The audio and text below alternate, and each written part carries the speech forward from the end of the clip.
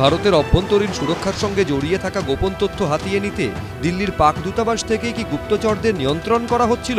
ভারতের মাটিতে বসেই কি দিনের পর দিন ভারত বিরোধী কাজ করে যাচ্ছিল তারা? একের পর এক সন্দেহভাজন পাক গুপ্তচরের গ্রেফতারির আবহে এই প্রশ্ন জোরালো হচ্ছে। পাক গুপ্তচর সন্দেহে দিল্লির সিলমপুর থেকে মোহাম্মদ হারুনকে গ্রেফতার করেছে उत्तरप्रदेश एटीएस। मोहम्मद हारून को यूपी एटीएस की टीम ने गिरफ्तार किया है और तस्वीरें हम आपको दिखा रहे हैं मोहम्मद हारून के घर की।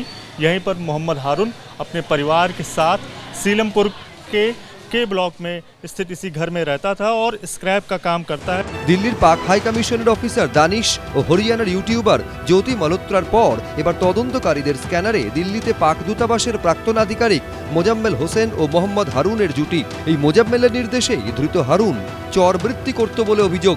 ধৃত হারুনের এক স্ত্রী ভারতে থাকেন আর এক স্ত্রী থাকেন পাকিস্তানে। ऐसा कुछ नहीं है, उन्होंने शादी कर ली थी तो वो शादी के सिलसिले में उसके पास जाते थे। वीजा मिला है उनको, वहाँ से भी बाकायदा उनकी इंक्वायरी से ही आते थे। ऐसा उन्होंने कभी भी गलत काम नहीं किया, घर पे ही रहते थे मेरे साथ। बेकसूर है, बहुत अच्छे है मेरे से। एक शादी पाकिस्तान में हुई है बाद में, और पहली शादी जो है इंडियन में हुई है। एक उनका शवाना है जो पहली वाली पत्नी है, इंडियन है और उसका नाम शिम्मी है। कब शादी हुई थी पाकिस्तान में? 2 से 3 साल हो गए होंगे, इसका कंफर्म नहीं है मुझे। वो यहीं पर रहती सिम्मी जो पाकिस्तान वो पाकिस्तान में ही है। तो आप बता रहे हैं 2 से 3 साल पहले शादी हुई है, तो कब हारून का जाना पाकिस्तान होगा? इस साल गया है, 5 अप्रैल को गया और 25 अप्रैल को वापसी आ गया है। গোয়েন্দা সূত্রে দাবি, ধৃত হারুনকে সঙ্গে নিয়ে পাকিস্তানের ভিসা পাইয়ে দেওয়ার নাম করে টাকা সংগ্রহের কারবারও চালিয়ে যাচ্ছিলেন পাক দূতাবাসের প্রাক্তন আধিকারিক মোজাম্মেল হোসেন। পাক হাই কমিশনের কর্মচারী মোজাম্মেল হোসেনের কথায় পাকিস্তানি ভিসা পাইয়ে দেওয়ার নাম করে মানুষের কাছ থেকে টাকা তুলতো এবং সেই টাকা মোজাম্মেল হোসেনের বলে দেওয়া বিভিন্ন অ্যাকাউন্টে পৌঁছে দিত এই মোহাম্মদ হারুন, এবং তার বদলে সে মোটা টাকা কমিশন পর্যন্ত পেত।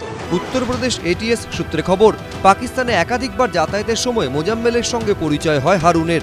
ঘনিষ্ঠতা বাড়লে পাকিস্তানের ভিসা দেওয়ার নাম করে টাকা তোলা শুরু করে ধৃত। তারপর ভারতের গোপনীয় তথ্য পাকিস্তানে পাঠাতে শুরু করে সে। কি তথ্য পাকিস্তানে পাচার করেছে হারুন, ভারতের সুরক্ষার ক্ষেত্রে তা কতটা গুরুত্বপূর্ণ তা জানার চেষ্টা করছেন তদন্তকারীরা। সুকান্ত মুখোপাধ্যায়, এবিপি আনন্দ।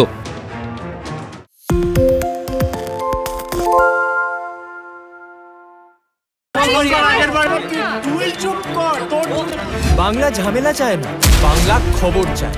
বাংলা খবর, বাংলার খবর। বাংলা চেঁচামেচি চায় না, বাংলা খবর চায়। বাংলা খবর, বাংলার খবর। আরে চাটা দে। এই আমার একটা চা দেন। কি হলো আমারটা? বাংলা পক্ষপাত চায় না, বাংলা খবর চায়। বাংলা খবর, বাংলার খবর।